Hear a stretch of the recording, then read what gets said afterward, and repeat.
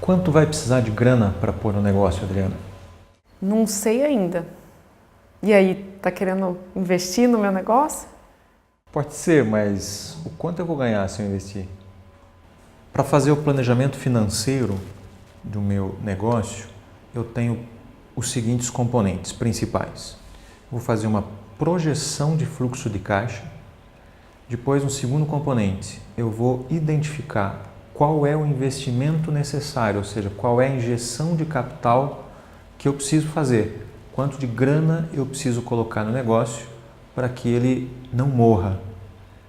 Depois, um outro componente, a projeção da rentabilidade.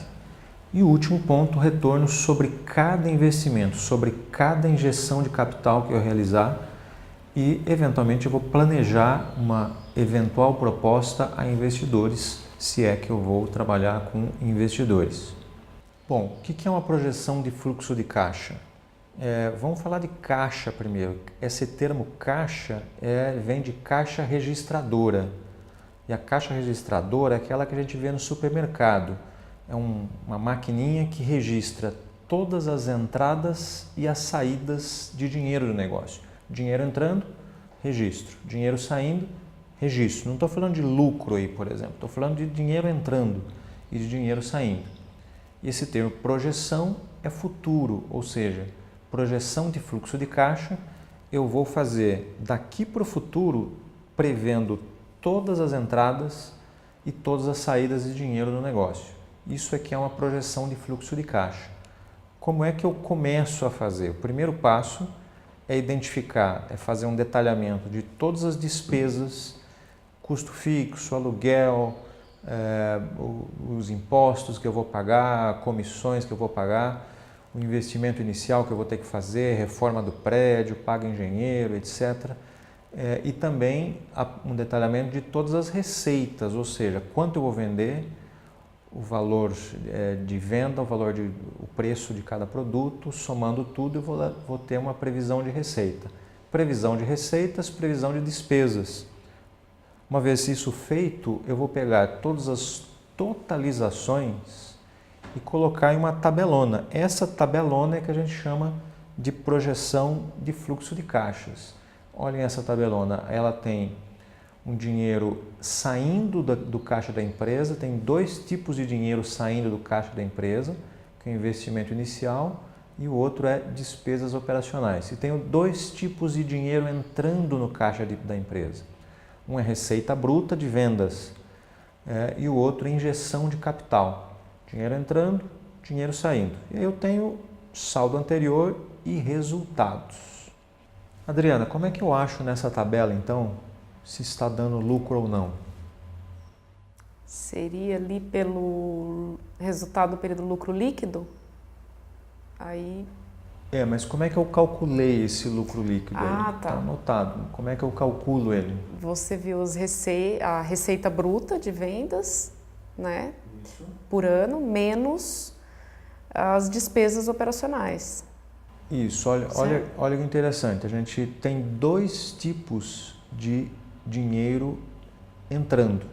Então, eu só vou considerar um desses tipos, que está na linha D, receita bruta. Injeção de capital é a grana que eu boto no bolso, ou seja, eu não vou considerar isso aí para saber se deu lucro ou não. Então, eu vou pegar a linha D, que é receita bruta, e vou descontar apenas a linha C, as despesas operacionais, que são o quê? Aluguel, salários, custo do chocolate que eu comprei e assim por diante. E eu não vou descontar como despesa o investimento inicial, aqueles móveis que eu comprei, a reforma, a taxa de franquia, isso eu não desconto, isso é investimento. Então, lucro líquido, receita bruta menos despesas operacionais, despesas do dia a dia. E aí, somando isso aí, tem a linha F lá.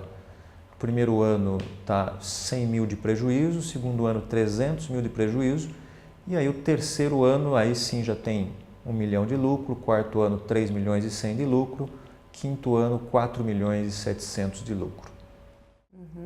Ô Ferrari, aproveitando aqui, quero te fazer uma pergunta. Considerando uma startup, né, uma empresa nascente e que ainda não existe, uma empresa de base tecnológica. Eu tenho a impressão que é super difícil fazer projeções, né? Porque ainda a gente não conhece bem o mercado, não conhece qual vai ser a receita. Mesmo assim, você sugere que faça um planejamento financeiro para a startup? É importante a startup ter o planejamento financeiro mesmo? A diferença entre ter um planejamento financeiro ou não é você dar um pulo no escuro ou um pulo no claro. É legal você assumir riscos, qualquer empresa, você vai precisar assumir riscos, mas é legal que você saiba o tamanho do buraco, o tamanho do risco que vai assumir. Quanto a ser difícil de calcular, sim, é difícil, mas o planejamento financeiro, ele não pode trazer nada mágico, ele não pode inventar nada. Ele tem que ser coerente com o restante do plano.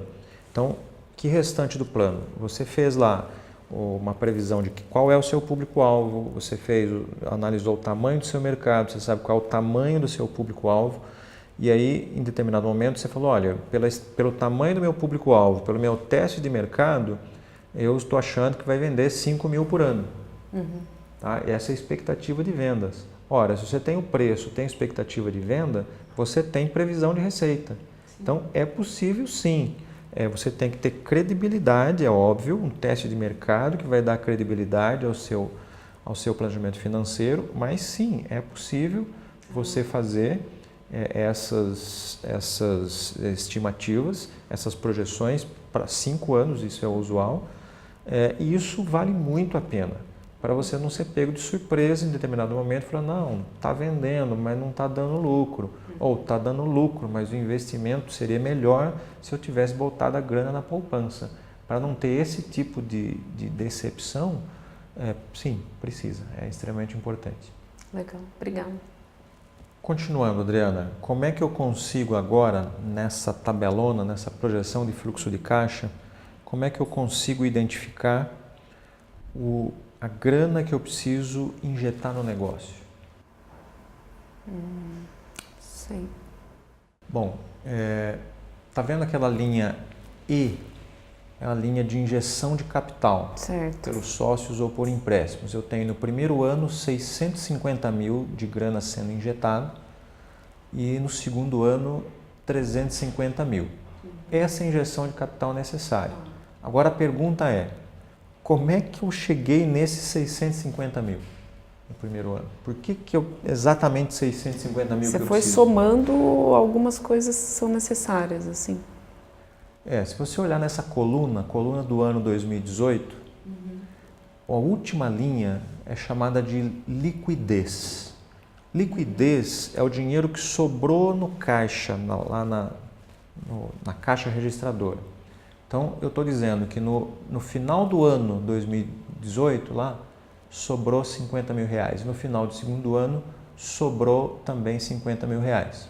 Bom, eu escolhi esses valores exatamente para que sobre.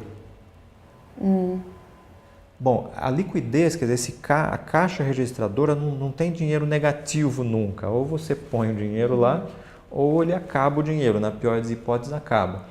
Então, a liquidez do teu negócio nunca pode ser negativa, ele pode dar prejuízo. Olha o primeiro ano, por exemplo, ele está dando prejuízo. Primeiro ano, em vermelhinho lá, em 500 mil eu gastei de investimento, despesas operacionais 100 mil e eu tive 0 de receita. Então, eu tive 100 mil de prejuízo e mais 500 mil que eu precisei para montar um negócio. Ou seja, eu tenho 600 mil negativos no meu caixa. Para que isso não aconteça, para que o caixa não fique negativo, eu tive que colocar 650 mil. Entendi. Então, o dinheiro que é necessário é o dinheiro para manter em todo o tempo, em todos os anos, a liquidez positiva. Entendeu como é que eu acho o dinheiro necessário, quanto e quando eu preciso para manter o negócio vivo? Liquidez negativa, o nome disso é falência, incapacidade de saldar as dívidas. Enquanto eu tiver jeito de injetar dinheiro, pode dar prejuízo. Só que se eu injetar ou do bolso, ou de empréstimo, ou de investidor, o negócio não vai falir. Ele está dando prejuízo, mas não vai falir.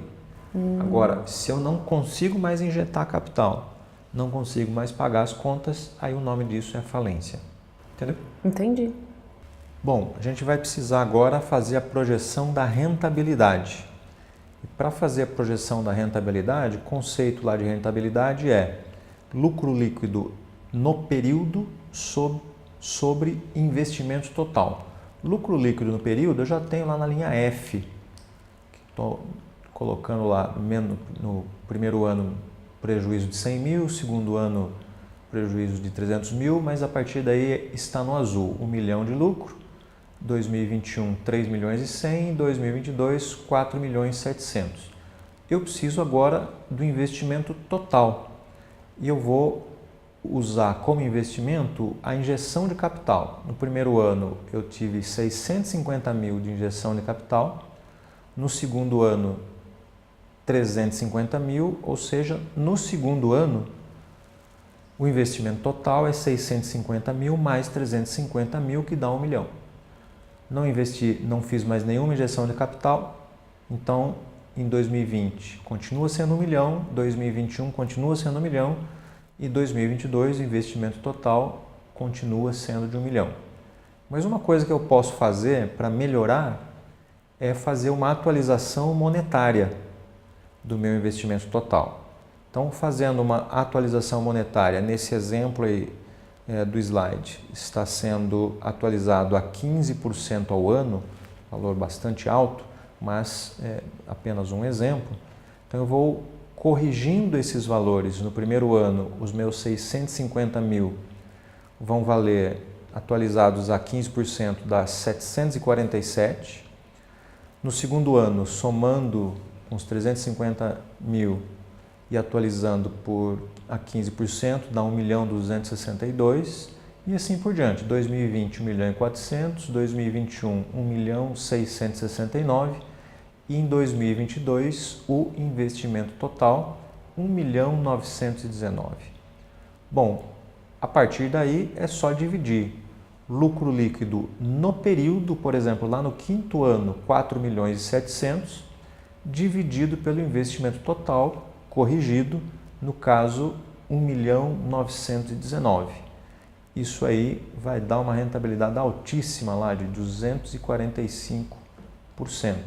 Anteriormente, em 2020, por exemplo, eu vou ter lucro líquido de 1 milhão dividido por 1.451 e aí vai dar a rentabilidade de 69% e assim por diante. Como eu estimo o valor de uma empresa, Adriana? Você tem ideia? Talvez levar em consideração capital investido, carteira de clientes ou potencial de lucro futuro. Tudo isso é interessante. Pensa, por exemplo, nesses parâmetros financeiros que estão no slide. Tem lá rentabilidade, lucratividade, receita bruta, patrimônio. Se eu tivesse que escolher um ou dois desses parâmetros, você vai comprar uma empresa no escuro, pensa assim, e você não sabe qual é a empresa, você pode escolher dois desses parâmetros aí. Quais desses dois você escolheria para você estimar o valor da empresa? Eu escolheria a lucratividade da empresa e acho que a rentabilidade. Pensa, por exemplo, entre lucro líquido e rentabilidade. Qual desses dois você acha mais significativo para você estimar o valor de uma empresa? Eu acho a rentabilidade. Então vamos fazer a seguinte comparação. Lembra quanto deu a rentabilidade da franquia da livraria? Da franquia da livraria, ela deu elevada, né? Elevada, ela deu 78%. 70%. Uhum. E naquele slide, não sei se você reparou, não chegamos a ler, mas tinha naquele slide da reportagem da Petrobras, dizia assim, Petrobras deu 8 bilhões, 8,9 bilhões de lucro e uma rentabilidade de 16%. Tá. Um retorno de 16%. Então pensa lá, eu tenho a Petrobras com uma rentabilidade de 16%, uma das menos rentáveis, lembra? Sim. A mais lucrativa e a menos rentável. E eu tenho uma livraria com uma rentabilidade altíssima, de 78%. A pergunta é, qual empresa vale mais? A livraria ou a Petrobras? Ixi, não sei. Complicou, Comparando dessa forma, fica difícil. É óbvio que a Petrobras vale muito mais. Sim. Então, especificamente o porquê que a Petrobras vale mais. Nesse caso, o lucro líquido dela é altíssimo, é 9 bilhões, era na época 8,9 bilhões. E o da lanchonete, o lucro líquido, não me lembro, se não me engano, 86 mil. Então não leva em consideração o capital investido. É um segundo parâmetro, por exemplo, se eu fosse escolher um segundo, patrimônio. Então, se eu fosse escolher desses aí, 2 parâmetros financeiros dos mais relevantes para estimar o valor de uma empresa, um deles é o patrimônio e o segundo deles é o lucro líquido. Rentabilidade, ele é muito bom, mas ele serve para uma outra coisa, não para estimar o valor da empresa. Percebeu por esse exemplo da Petrobras? Bom, então, vamos só para exemplificar, pegar nesse outro slide aqui, ó, uma relação entre valor de mercado de empresas reais mesmo. Os dados são um pouco antigos, mas são só para exemplificar. Dados reais, relacionando o valor de mercado da empresa com o lucro líquido.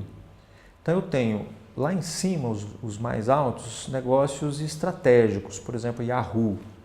Lucro líquido anual, em determinado momento, 660 milhões de dólares. Valor de mercado, 44,6 bilhões de dólares. E aí eu fiz um fator aí, um fator F, B sobre A, valor de mercado sobre lucro líquido, 67 vezes. Ou seja, isso está querendo dizer que a empresa está valendo, Yahoo, naquela época, 67 vezes o lucro líquido anual. E aí a outra empresa, lá, Inco, 28 vezes o lucro líquido anual. E aí eu tenho empresas aqui negociadas em bolsa, vamos pegar a Petrobras e a Vale do Rio Doce. Eu tenho lá Petrobras, em determinado momento, o lucro líquido 22 bilhões, naquela reportagem era 9 bilhões, aqui em outro momento 22 bilhões. Valor de mercado 246 bilhões.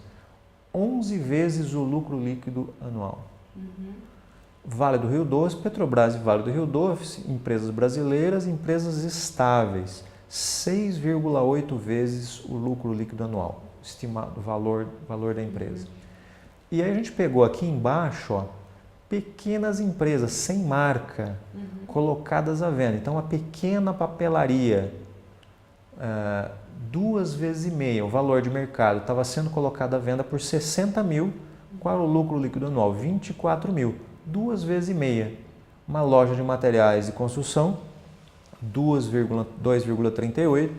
E uma pequena panificadora, 1,67. Então eu tenho empresas estratégicas em que são vendidas, o valor de mercado é 50, 60 vezes, é um absurdo, o lucro líquido anual. Empresas estáveis, Petrobras, Vale do Rio Doce, 7, 10 vezes o lucro líquido anual, e pequenas empresas, 2 vezes o lucro líquido anual.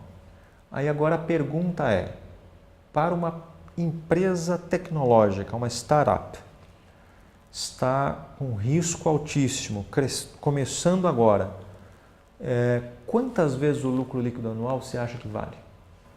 Nossa. Quantas vezes o lucro líquido anual? Sei lá, umas 5 vezes? Chutando. Excelente chute. A gente tem como estimar aí o valor de negócio, do valor de mercado para negócios tecnológicos. A gente costuma ter 3 cenários. Um cenário conservador, em 5 vezes o lucro líquido anual.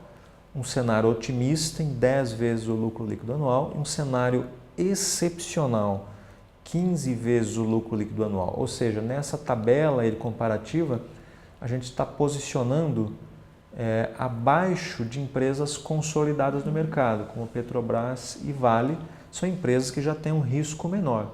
Empresas tecnológicas têm um risco mais alto do que essas empresas consolidadas, então o valor de mercado, a princípio, está sendo menor. Já que eu já sei, então, como estimar o valor de uma empresa, eu tenho lá no minha projeção de fluxo de caixa a projeção de lucro líquido para os próximos 5 anos. Ao final do 5º ano, por exemplo, 4.700.000 de lucro líquido. Multiplicando por 5 aquele fator F conservador, 5 vezes o lucro líquido, com isso eu consigo projetar o valor da empresa ao final do 5º ano para 23.500.000. Ao final do 3º ano vai estar valendo 5 milhões, que o lucro líquido 2020 estou projetando para 1 milhão. 2021 projetando o lucro líquido para 3 milhões, então a empresa vai estar valendo 15 milhões. E 2022 projetando lucro líquido de 4.700.000 por ano, e aí eu vou ter a minha empresa valendo 23 milhões e meio. Bom, aí eu tenho então o valor da empresa, eu já sei. E aí eu quero agora captar recurso com o investidor. Então eu tenho lá, no primeiro ano, eu preciso de 650 mil para o negócio ficar valendo. 300 mil vão ser bancados pelos sócios fundadores. E aí eu vou precisar fazer uma rodada de investimento, captar recurso de um investidor.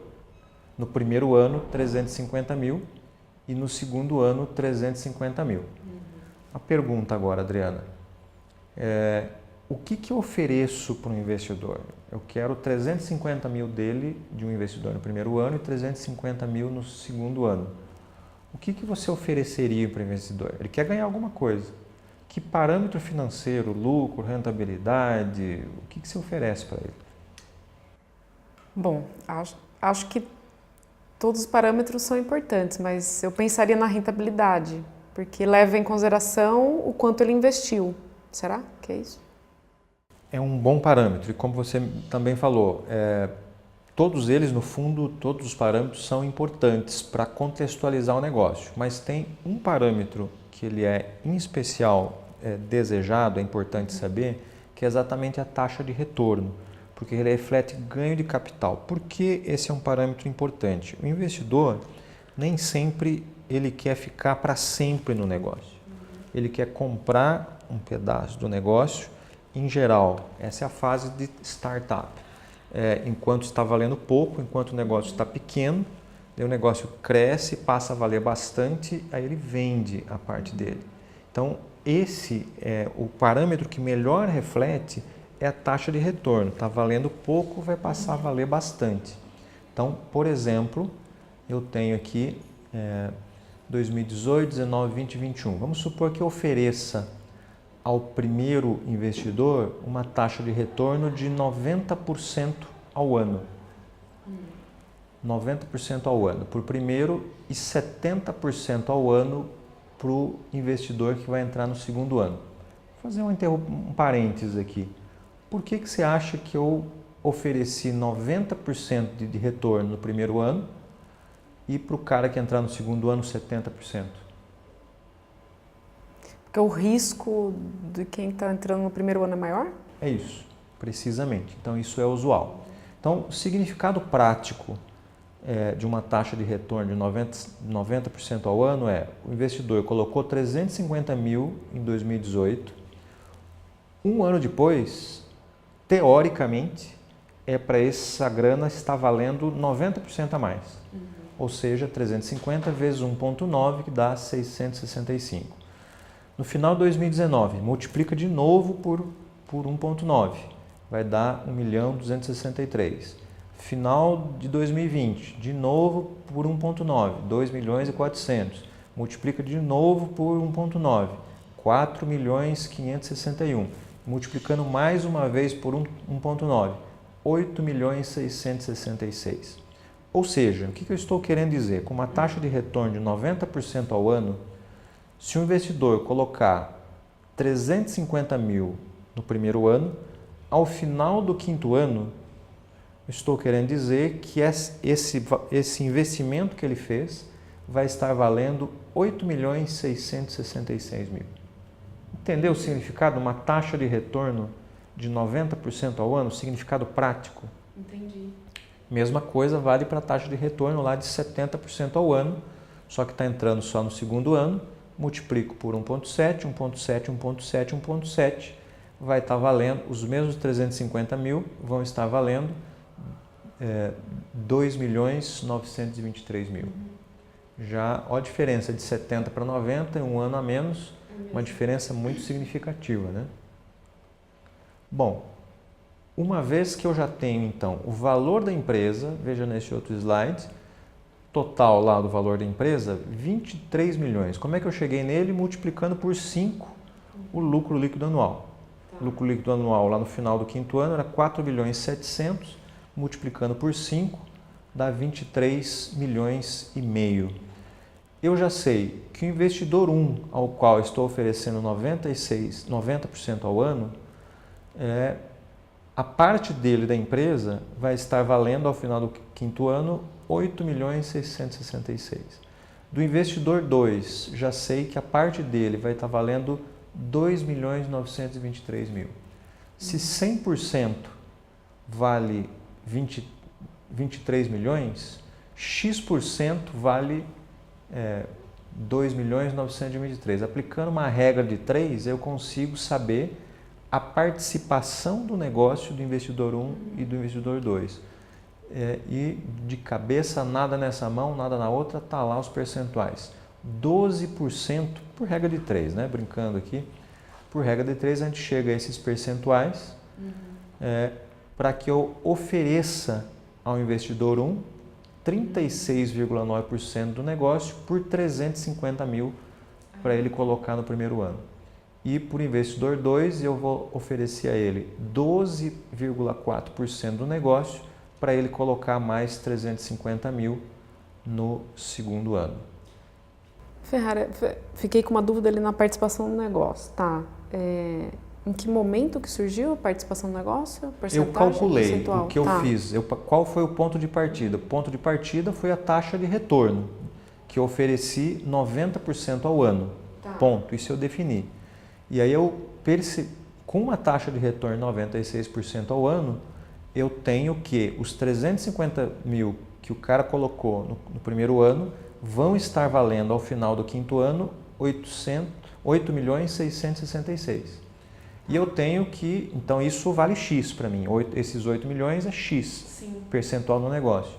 E o 23 milhões é 100%, X 8 milhões. Então fazendo essa regra de 3 eu consigo chegar no 36,9%, entendeu? Tá, eu não entendi de onde veio o primeiro lá, os sócios fundadores, por que tem 50,7%? O primeiro é o que sobrou, eu tenho 100%, que é o 100%, tá. 12%. É o que sobrou. É o que sobrou, entendi. 12% mais 36% e os 50,7% é o que sobrou. Essa divisão é uma divisão usual. Investidor, em geral, não é majoritário. Majoritário é o empreendedor, é o sócio fundador que está montando o negócio. Então, é uma distribuição fictícia, mais usual. Entendi. Tá? E aí, só ficou faltando aqui nesse slide a taxa de retorno dos sócios fundadores. A gente não está passando fórmulas, polinômios para calcular isso, mas por aproximação, a gente, ou por funções aí de calculadoras, ou por tentativa e erro, por aproximação é o mais simples, você vai chegar que isso vai dar uma taxa de retorno de 108% ao ano para os sócios fundadores.